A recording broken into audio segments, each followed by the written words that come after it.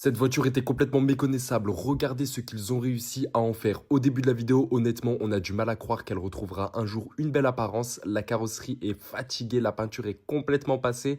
Et pourtant, ils ne baissent pas les bras avant même de sortir le pistolet à peinture. Il y a une étape que beaucoup de personnes ne voient jamais, la préparation. Et c'est sûrement l'étape la plus importante.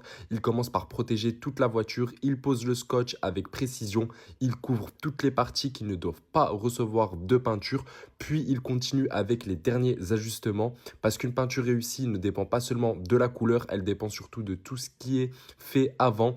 C'est cette partie du travail qui demande le plus de patience et le plus de temps. Chaque détail compte, chaque protection est importante. Chaque minute passée ici fera la différence à la fin. Puis arrive le moment enfin que tout le monde attend. La préparation est terminée, le pistolet va être prêt. Les premières couches de peinture grise vont commencer à recouvrir la carrosserie et on va voir directement la voiture changer sous nos yeux. Minute après minute, elle va retrouver une nouvelle jeunesse. La vieille peinture va complètement disparaître. La nouvelle couleur donne l'impression que le véhicule sort vraiment de l'usine. Ça va être incroyable, mais ils ne s'arrêtent pas là. Ils prennent encore le temps de vérifier toutes les finitions.